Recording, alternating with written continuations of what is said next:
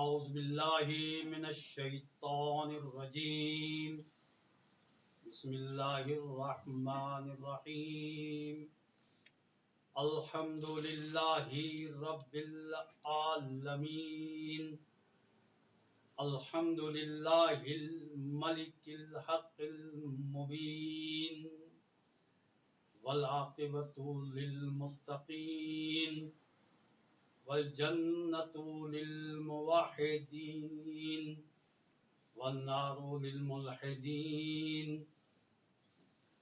والصلاة والسلام والتحية والإكرام على سيد الأنبياء والمرسلين بالقاسم محمد اللهم صل على محمد وآل محمد وآله الطيبين الطاهرين المعصومين المظلومين ولعنة الله على أعدائهم أجمعين أما بعد فقد قال الله تبارك وتعالى في محكم كتابه المجيد وفرقانه الحميد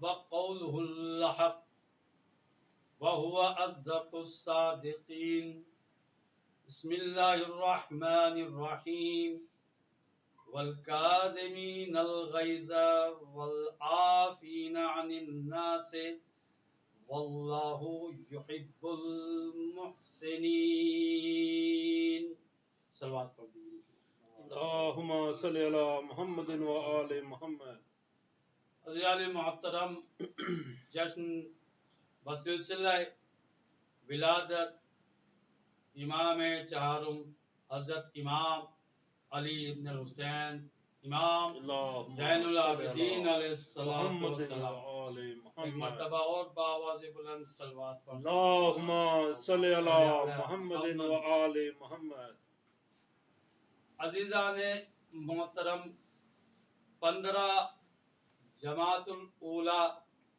کی شب منسوب ہے چوتھے امام کی ولادت کے ساتھ. آپ کی ولادت سن 38 ہجری مدینہ منورہ 15 جماعت الاولیٰ بیان کی گئی ہے. اب اگر ان تاریخوں پہ ہم نظر کرتے ہیں تو ہمیں ایک بات سمجھ میں آ جاتی ہے کہ یہ وہ اہم تاریخیں ہیں کہ جہاں دنیا کے کسی بھی قسم کے حالات ہوں ولادت کی محافل شہادت میں عزاداری یہ ہم سب کا دینی فریضہ ہے. یہ ہم سب کے لیے انتہائی ضروری ہے. تو اس وجہ سے یہ سلسلہ ہر وقت جاری اور ساری رہے گا. یہ محفلوں کا اور مجلسوں کا سلسلہ کبھی رکنے والا نہیں ہے چاہے دنیا کے حالات کیسے ہی ہوں. اب عزیزان محترم دیکھیے امام نے فرمایا چوتھے امام نے فرمایا انا ابن الخیرتین میں ایسی 2 چیزوں کا مالک ہوں کہ کوئی اور اس طرح فضیلت نہیں رکھتا کیونکہ للہ من عبادہ خیرتان اللہ نے بندوں کے لیے 2 بڑی خصوصیات 2 بڑی اچھائیاں رکھی ہیں. خیرتہ من العرب قریش عرب میں اگر سب سے بڑی فضیلت نظر آتی ہے تو وہ خاندان قریش کے اندر نظر آتی ہے.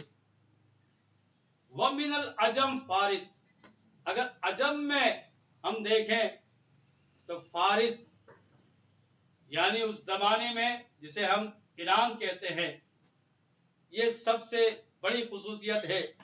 امام نے فرمایا میں ان دونوں سلسلوں سے تعلق رکھتا ہوں. میرے باپ امام حسین علیہ السلام آپ قریش سے ہیں اور والدہ گرامی امام کی بی بی شیر بانو سلام اللہ علیہا ایران سے ہیں. لہذا امام نے فرمایا کہ میرے اندر عرب کی قریش کی خصوصیات بھی ہے اور فارس یعنی ایران کی خصوصیات بھی ہیں. صلوات پڑھ دیجئے مل کے محمد وآل محمد. اللہم صلی علی محمد وآل محمد. تو آپ اگر نظر دوڑائیے عزیزان محترم کہ بی بی شہر بانو کہ جب ایران کو فتح کیا گیا اس وقت جب مولا علی علیہ السلام کو معلوم ہوتا ہے کہ آپ کو قید کر لیا گیا تو آپ نے کہا حاکم وقت سے خلیفہ سے کہا کہ جو بادشاہوں کی بیٹیاں ہوتی ہیں انہیں قید نہیں کیا جاتا, انہیں کنیزی میں نہیں لیا جا سکتا. لہذا اس وقت آپ کا عقد امام حسین کے ساتھ ہوا مولا علی علیہ السلام کے حکم پر, اور آپ نے اسی وقت بشارت دے دی تھی کہ اس خاتون سے ایسا فرزند دنیا میں آئے گا جو تمام جہاں کا امام ہوگا, جو امام وقت امام زین العابدین علیہ السلام. صلوات پڑھ دیئے مل کر محمد و آل محمد. اللہم صلی علی محمد وآل محمد. بس یہاں سے ایک بات سمجھ میں آئی عزیزان محترم. پھر بی بی نے خواب بھی بیان کیا. بی بی شہر بانو نے کہا کہ میں نے خواب میں دیکھا اللہ کے رسول نے مجھے کلمہ پڑھایا, میں دست مبارک پیغمبر اکرم محمد مصطفیٰ صلی اللہ علیہ وآلہ وسلم کے حکم پر اسلام سے مشرف ہوئی, اور اس کے ساتھ ساتھ دوسرے دن جب خواب دیکھا تو معصومہ کونین حضرت فاطمہ الزہرا سلام اللہ علیہ نے آپ کو کلمہ پڑھایا, تعلیم دی. تو یہ وہ ہستیاں عزیزان محترم کہ جن کا سلسلہ اس دنیا سے نہیں بلکہ عرش سے جڑا ہوتا ہے, کیونکہ ان کی نسلیں ایسی پاک و پاکیزہ ہے تو ان کا سلسلہ بھی پاک و پاکیزہ ہوتا ہے. اسی وقت اللہ کے رسول نے فرما دیا تھا, معصومہ کونین نے فرما دیا تھا کہ تمہیں کوئی ہاتھ بھی نہیں لگائے گا اور تم جو ہے عقد امام حسین میں آؤ گی مولا کائنات امام علی علیہ السلام کے حکم سے. صلوات پڑھیے مل کے محمد و آل محمد. اللہم صلی علی محمد وآل محمد. تو یہ ایک واقعہ آپ سب جانتے ہیں کہ بی بی شہر بانو کی عظمت کیا, پاکیزگی, اور اس طرح یہ سلسلہ آگے بڑھا. اب عزیزان محترم امام نے فرمایا کہ عرب کی خصوصیات بھی ہیں, ابن خیرتین کہا, اور عرب کے ساتھ ساتھ فارس کی خصوصیات کے مالک بھی ہیں امام. لہذا امام کے بہت زیادہ کمالات اگر بیان کیے جائیں, معجزات بیان کیے جائیں, فضیلتیں بیان کی جائیں تو تاریخ کی کتابوں میں بہت زیادہ واقعات آپ کو نظر آ جائیں گے. کربلا ہی نہیں بلکہ امام کی زندگی کربلا سے پہلے بھی اور کربلا کے بعد بھی ایک امام کی زندگی حیات طیبہ ایک مکمل ضابطہ حیات معجزہ ہوتی ہے عزیزان محترم. وہ عام زندگی نہیں ہوتی. امام کے زمانہ کیسا بھی ہو, حالات کیسے بھی ہوں, لیکن امام اللہ کے حکم سے اپنی ذمہ داری کو پوری طرح انجام دیتا ہے. چاہے دنیا کتنی کوششیں کر لیں لیکن امام کو اپنی ذمہ داریاں ادا کرنے سے کوئی نہیں روک سکتا. امام کی خصوصیت یہ ہوتی ہے عزیزان محترم. اب دیکھیے امام کا زمانہ ہے اور ایک شخص آتا ہے امام کی شان میں گستاخی کرتا ہے, چوتھے امام کے لیے برے الفاظ استعمال کرتا ہے, نامناسب الفاظ کے ذریعے آپ کی توہین کرنا چاہتا ہے. بہت سارے لوگ موجود ہیں, آپ کے چاہنے والے بھی موجود ہیں, چاہنے والوں کو غصہ آتا ہے اور امام سے کہتے ہیں کہ یہ شخص آپ کی شان میں گستاخی کر رہا ہے, توہین کر رہا ہے. تو امام نے اس آیت کو تلاوت کیا, بسم اللہ الرحمن الرحیم, والکاظمین الغیظ, کہ وہ لوگ جو اپنے غصے کو پی جاتے ہیں, والعافین عن الناس, اور لوگوں کو معاف کر دیتے ہیں, واللہ یحب المحسنین, اللہ تعالی احسان کرنے والوں کو پسند کرتا ہے, دوست بناتا ہے, محبت کرتا ہے.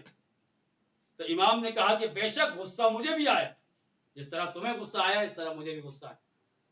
لیکن یہ موقع نہیں ہے جواب دینے کا. اس شخص کے گھر میں جاتے ہیں ہم، اس شخص کے گھر میں جاتے ہیں مدینے میں ہی. تو اب لوگ امام کے چاہنے والے ساتھ ساتھ ہیں. لوگ سوچ رہے ہوں گے کہ امام انتقام لیں گے، معاذ اللہ، امام اس سے بدلہ لیں گے. لیکن عجیب بات، جیسے ہی وہ شخص باہر آیا، وہ شخص بھی یہ سمجھ رہا ہے کہ اب امام مجھ سے انتقام لیں گے، بدلہ لیں گے. لیکن چوتھے امام کی سیرت دیکھیے عزیزان محترم. امام نے فرمایا اس شخص سے کہ جو کچھ تو نے میری شان میں کہا ہے، میرے لیے کہا ہے، اگر وہ برائیاں مجھ میں پائی جاتی ہیں تو اللہ مجھے معاف کرے، اور اگر وہ برائیاں نہیں پائی جاتی تو اللہ تجھے معاف کرے. دیکھیے یہ ہے کردار امام، کہ امام جانتے ہیں کہ یہ شخص غلط کہہ رہا ہے، لیکن کس انداز میں اس کی ہدایت فرمائی. جیسے ہی اس نے یہ جملے سنے، امام کے قدموں میں گر جاتا ہے کہ بے شک جو میں نے کہا تھا وہ غلط ہے. آپ کی شان، آپ کی منزلت، آپ اس برائی سے، اس باتوں سے جو میں نے آپ کے ساتھ منسوب کی، بلند اور بالا ہیں، آپ پاکیزہ ہیں، آپ معصوم ہیں اور امام وقت ہیں. صلوات پڑھیے محمد. اللہم صلی علی محمد و آل محمد. تو امام کا ظاہر ہے اس وقت کا زمانہ، مدینے کا زمانہ، وہاں پہ واقعہ پیش آیا. آپ کے علم میں ہے کہ اس زمانے میں جنگ ہوئی جس میں خانہ کعبہ کی توہین کی گئی، یہاں تک کہ مسمار کر دیا گیا. اب جب بھی خانہ کعبہ کو مسمار کیا گیا تو اس وقت ایک مسئلہ پیش آتا ہے. حجر اسود کو جب دیوار کے ساتھ لگایا جائے گا، نصب کیا جائے گا، تو وہ مرحلہ ہوتا ہے کہ جہاں ہر زمانے میں یہ مشکل وقت آیا تو سوائے معصوم کے اس عمل کو کوئی انجام نہیں دے سکتا. حاکم وقت نے بہت کوشش کی اس زمانے میں، بڑے بڑے متقیوں کو دعوت دی، پاکیزہ لوگ زاہدوں کو دعوت دی کہ حجر اسود کو نصب کر دیا جائے، لیکن کوئی حجر اسود کو نصب نہ کر سکا. آخر میں ایک ہی بات سمجھ میں آئی کہ وقت کے امام زین العابدین علیہ السلام کو دعوت دی جائے. اللہم صلی علی محمد و بس آل امام تشریف لاتے ہیں اور اپنے دست مبارک سے حجر اسود کو خانہ کعبہ کے ساتھ تنصیب کرتے ہیں، نصب کرتے ہیں، اور لوگ نعرہ تکبیر کی صدائیں بلند کرتے ہیں. یہ علامت بن جاتی ہے عزیزان محترم کہ وقت کا امام کیونکہ ہر چیز کا وارث ہے، قرآن کا وارث، دین کا وارث، بے شک. تو وہ خانہ کعبہ کا بھی وارث ہے. حجر اسود سوائے امام کے، سوائے معصوم کے اور کوئی نصب نہیں کر سکتا. حق ہے، سبحان اللہ. صلوات پڑھتی ہیں. اللہم صلی علی محمد و محمد. آل محمد. اب دیکھیے امام کے چاہنے والے، عجیب و غریب امام کے چاہنے والے آتے تھے، حج کے موقع پر آ رہے ہیں، اور جب بھی موقع ملتا تھا امام کی خدمت میں آ کے امام کی زیارت فرماتے تھے، استفادہ کرتے تھے امام سے. تو ایک چاہنے والے کی زوجہ نے ایک جملہ کہا کہ تم اپنے امام کی خدمت میں جاتے ہو، تحفے اور تحائف لے کے، ہدایہ لے کے جاتے ہو، ہدیے لے کے جاتے ہو، لیکن آج تک امام کی طرف سے تم کوئی ہدیہ لے کر نہیں آئے. امام نے کیا تمہیں کوئی ہدیہ نہیں دیا؟ بس چاہنے والا تھا، خاموش ہو جاتا ہے. پھر زمانہ حج آتا ہے، وہ آتا ہے امام کی خدمت میں. امام نے اس چاہنے والے کو روک لیا اور کہا کہ تم میرے ساتھ کھانا کھا کر جانا. کھانا کھانے کے بعد ایک مرتبہ امام نے کہا کہ تم میرے ہاتھ دھلاؤ. چاہنے والا تھا، ظاہر ہے اس کے لیے بہت بڑا فخر ہے، شرف ہے کہ امام حکم دے کسی کو. بعض کتابوں میں کہ اس نے خود ہی کہا کہ میں امام کی خدمت کرنا چاہتا ہوں، میں آپ کے ہاتھ دھلانا چاہتا ہوں. بس ایک تشت لا کے رکھا گیا اور ایک ظرف جس میں پانی تھا. امام نے اپنے ہاتھوں کو آگے بڑھایا، اس نے پانی ڈالا. امام نے کہا دیکھو تشت میں کیا ہے؟ کہا مولا اس میں تو صرف پانی ہے. کہا نہیں، غور سے دیکھو. غور سے دیکھا تو لال رنگ کے یاقوت نظر آ رہے، قیمتی یاقوت. امام نے کہا دوبارہ ڈالو پانی. دوبارہ امام کے دست مبارک سے جیسے ہی وہ پانی مس ہوتا ہے، امام نے کہا دوبارہ دیکھو اس تشم کا ہے، کہا مولا اس میں صرف پانی نظر آ رہا ہے۔ امام نے کہا دوبارہ غور سے دیکھو، جیسے ہی غور سے دیکھا اس نے تو دیکھا کہ اس کے اندر زرد رنگ کے زمرد نظر آنے لگے، واہ سبحان اللہ، سبز رنگ کے۔ عزیزان محترم، تیسری مرتبہ امام نے کہا پانی، جیسے امام کے دست سے مبارک سے وہ پانی مس ہوتا ہے، تش میں دیکھا تو وہاں عجیب منظر دیکھا کہ سفید رنگ کے جواہرات نظر آنے لگے۔ امام نے کہا یہ جواہرات لے جاؤ اور اپنی زوجہ کی خدمت میں پیش کر دو کہ یہ میرے امام کی طرف سے ہدیہ ہے۔ واہ یہ شخص جاتا ہے اپنی زوجہ کے حوالے کرتا ہے، اس کی زوجہ بہت خوش ہوتی ہے، ظاہر ہے قیمتی ترین جواہرات امام کی طرف سے جب اس کو یہ تحفہ نصیب ہوا تو اس نے بھی ایک مرتبہ کہا کہ اب میرا دل چاہتا ہے کہ میں اپنے مولا کی زیارت کروں۔ وہ شخص مدینہ آتا ہے ایک مرتبہ، ایک زمانے میں پھر زوجہ کو لے کے آتا ہے، لیکن مدینے سے پہلے زوجہ کا انتقال ہو جاتا ہے، مدینہ پہنچنے سے پہلے قریبی۔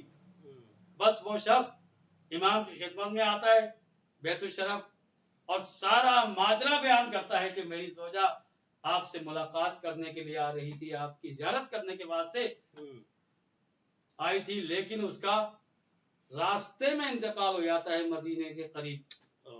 بس امام نے 2 رکعت نماز پڑھی، اللہ کی بارگاہ میں دعا کی اور کہا کہ جاؤ تمہاری زوجہ زندہ ہو چکی ہے۔ وہ جاتا ہے، اسے دیکھا کہ اس کی زوجہ تو زندہ ہے، پورا واقعہ اس کی زوجہ نے بیان کیا کہ میری روح قبض ہو گئی تھی، لیکن ایک نورانی شخص کا جوان آتا ہے تو کہتا ہے یا ملک الموت، اے ملک الموت اعد روحہ الی جسدہا، اس عورت کی روح کو، اعد روحہ ھذہ المرأة الی جسدہا، اس عورت کی روح کو اس کے جسم کی طرف دوبارہ پلٹا دو اور اس کو 30 سال کی زندگی دے دو۔ میں نے اللہ کی بارگاہ میں دعا کی ہے، بس ملک الموت نے امام کے حکم کی تعمیل کی، اس عورت نے، اس کی بیوی نے یہ واقعہ مکمل کیا اور جیسے ہی امام کی خدمت میں پہنچی تو ایک مرتبہ جملہ کہا کہ یہی وہ جوان ہے کہ جس نے مجھے مرنے کے بعد زندہ کیا ہے۔ صلوات پڑھیے ان کے اللہم صلی علی محمد محمد وعلی۔ یہ عظمت عزیزان محترم کہ وہ امام ظاہر الامر ہوتا ہے، فرشتوں کا بھی امام ہوتا ہے، پوری کائنات کا امام ہوتا ہے۔ بے شک اب اس وقت بہت سارے مسائل پیش آتے تھے۔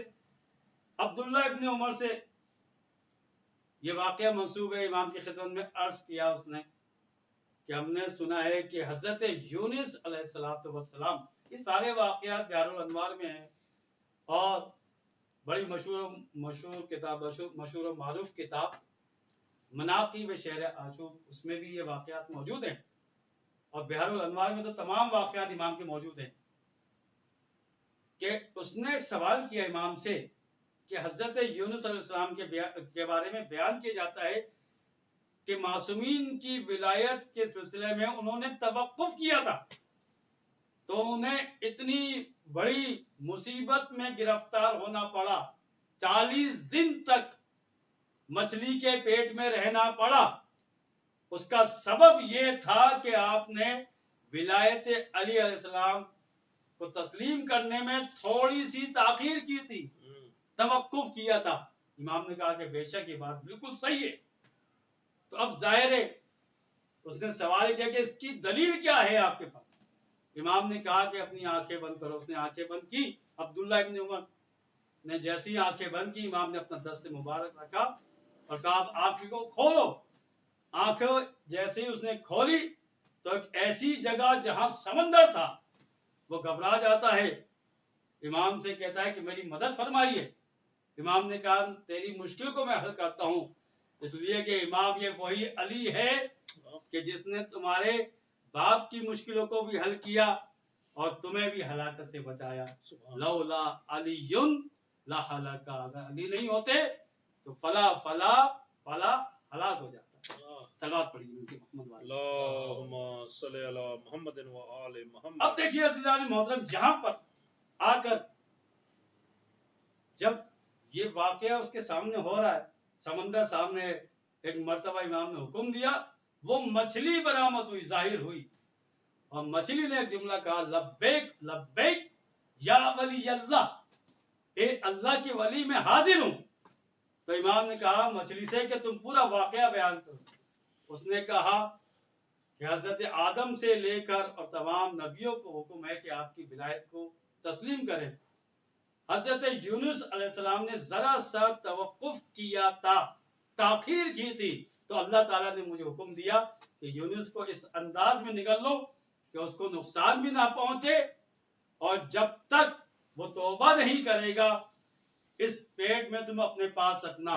तो 40 दिन तक हजरत यूनुस, उस मछली ने कहा कि मेरे पेट में रहे अल्लाह के नबी, और उसके बाद आपने तस्बीह पढ़ी, ला इलाहा इल्ला अंता सुब्हानका इन्नी कुन्तु मिनज़ ज़ालिमीन, बेहक़्क़े मुहम्मदिन व आले मोहम्मद के साथ और विलायत के साथ जब ये तस्बीह पढ़ी तो अल्लाह ताला ने इस इम्तिहान से उन्हें निजात दी। अज़ीज़ान मोहतरम, ये जिक्र अपनी जगह, लेकिन इस जिक्र के साथ अल्लाह ताला ने पैगाम दे दिया कि जब तक विलायत को कबूल नहीं करोगे, अगर वक्त के नबी भी हो तो परेशानियों में मुब्तला हो जाओगे।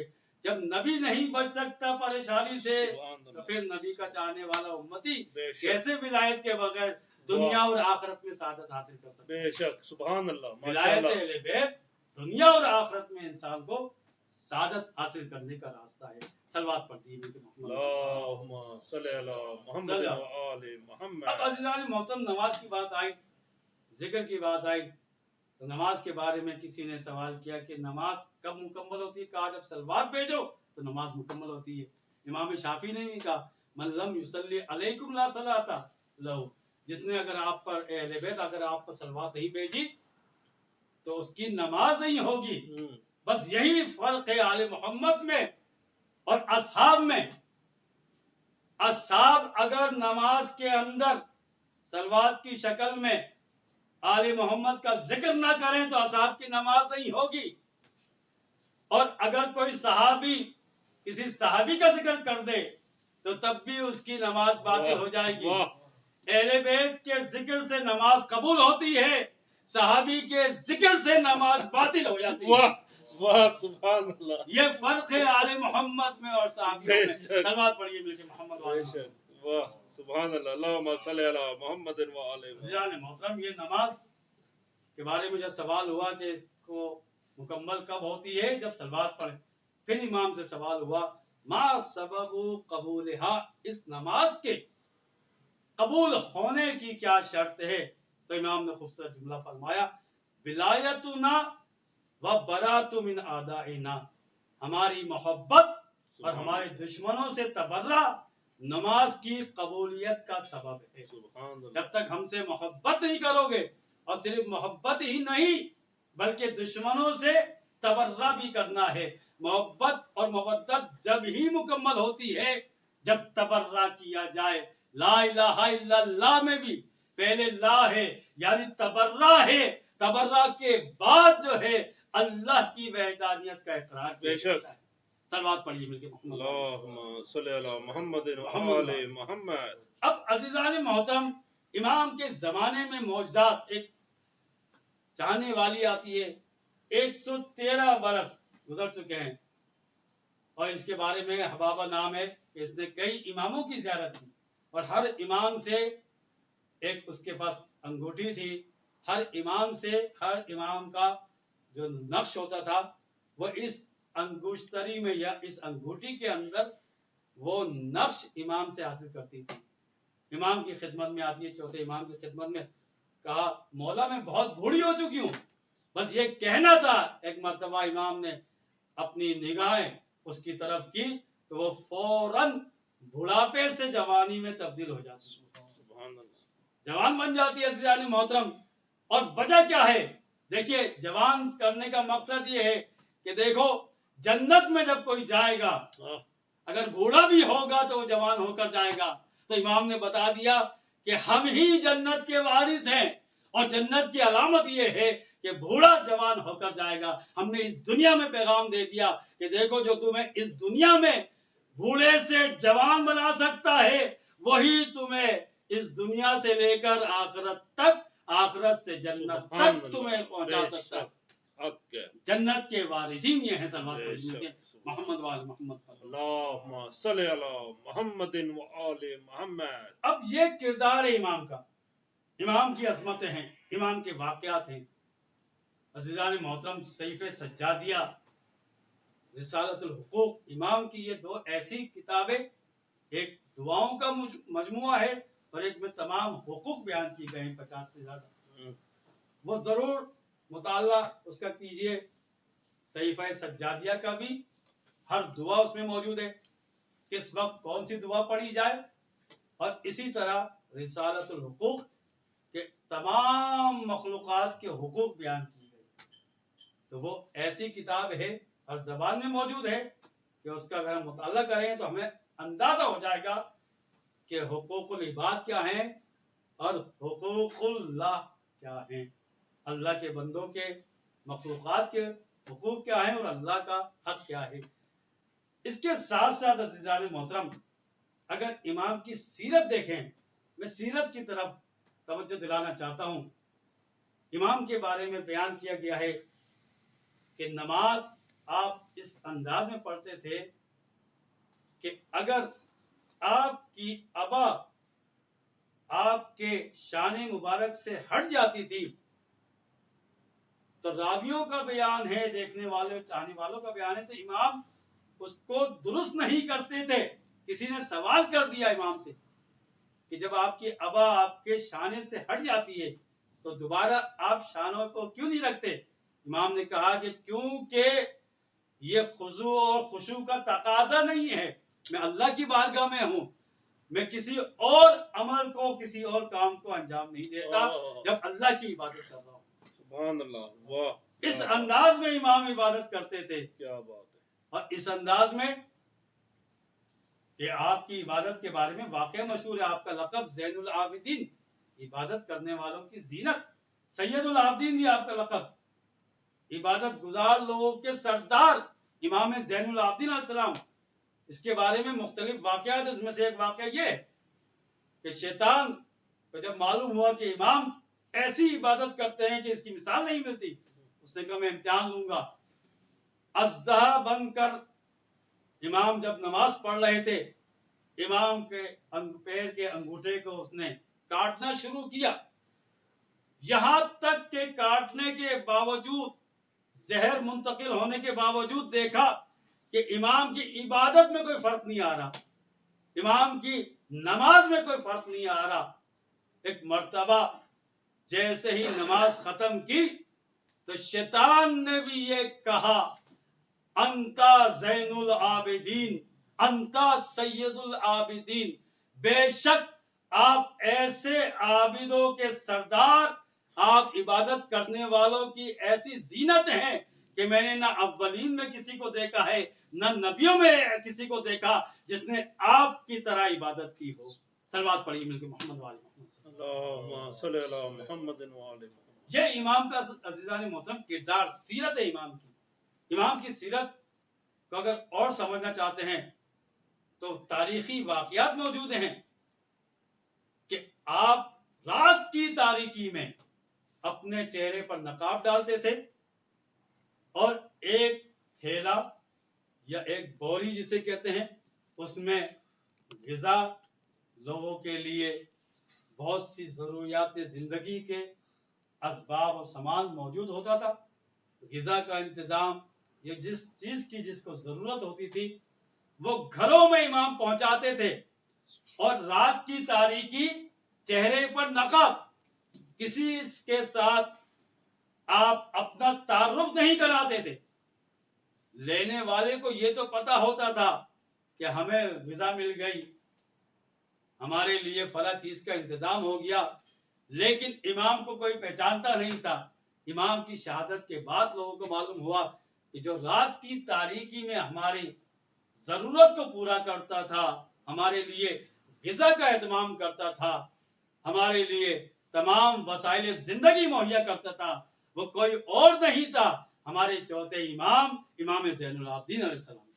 اللہم صلی علی محمد۔ یہ ہے عزیزان محترم، امام نے یہ درس، یہ پیغام دے دیا کہ اگر تم واقعی امام کے چاہنے والے ہو تو نماز میں کبھی سستی نہیں کرنا، اس لیے کہ تم اس امام کو مانتے ہو کہ جو تمام عبادت گزاروں کا سردار ہے، زینت ہے عبادت گزاروں، کبھی عبادت سے غافل نہیں ہو سکتا۔ امام کا چاہنے والا نماز سے غافل نہیں ہو سکتا۔ اور امام نے پیغام دیا صرف نماز ہی نہیں بلکہ لوگوں کے حقوق بھی ادا کرتے رہو۔ اگر تم کسی کی مدد کر سکتے ہو تو اس انداز میں مدد کرو کہ مدد اس انداز میں کی جائے کہ جس کی تم مدد کر رہے ہو اس کی عزت نفس بھی محفوظ ہو جائے اور اس کی ضرورت بھی پوری ہو جائے۔ یعنی اس انداز میں مدد کرو کہ وہ تمہیں نہ پہچان سکے اور تم اس پر یہ ظاہر نہیں کرو کہ میں کون ہوں، اس لیے کہ اس کی عزت نفس سے مدد کرنے کا طریقہ یہی ہوتا ہے عزیزان محترم کہ ہم مدد ضرور کریں لیکن عزت نفس کا بھی خیال رکھیں۔ اس انداز میں امام نے ہمیں اپنی سیرت کے ذریعے پیغام دیا۔ صلوات پڑھ دیجئے لیکن محمد والی اللہم صلی علی محمد۔ اب دیکھیے ایک چاہنے والا بڑا پریشان، امام نے اس پریشانی کا حل بتایا۔ امام نے کہا، اس نے کہا کہ میں اتنے لوگوں کے ساتھ اچھائی کرتا ہوں لیکن کوئی مجھے پسند نہیں کرتا۔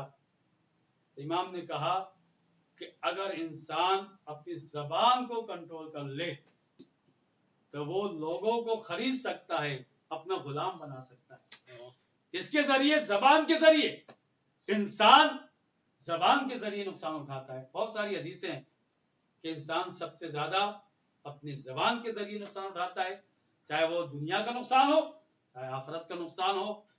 امام نے فرمایا اپنی زبان کو اگر کنٹرول کر لو تو ہر مصیبت سے بھی بچ جاؤ گے اور دنیا تمہاری غلام بن جائے گی، پوری دنیا کو اس زبان سے خرید سکتے ہو۔ صلوات پڑھ دیجیے اللہم صلی علی محمد و آلہ۔ عزیزان محترم، امام کی کل زندگی مدینے میں ولادت، مدینے میں ہی آپ کی جو ہے شہادت اور وہیں پر آپ کی قبر مطہر جنت البقیع میں، کل آپ کی حیات طیبہ 57 ایئرز، آپ کی پوری زندگی 57 سال ظاہری زندگی حیات طیبہ۔ امامت کا اگر دور دیکھا جائے تو 35 سال تقریباً آپ کا دور امامت۔ بہت زیادہ آپ کے چاہنے والے تھے، آپ کے شاگرد، آپ کے صحابیوں، بہت ساری روایتیں بھی ہیں اور دعائیں بھی ہیں۔ اللہ تعالیٰ کی بارگاہ میں دعا کرتے ہیں ہم بار الہ یہ محمد آل محمد کا واسطہ دیتے ہیں، شہدائے کربلا، 4 معصومین کا واسطہ، یا حمید و بحق محمد، یا آلی بحق علی، یا فاطر و بحق فاطمہ، یا محسن و بحق حسن، یا قدیم الاحسان بحق الحسین علیہ السلام، و بحق تسعۃ المعصومین من ذریۃ الحسین علیہ السلام۔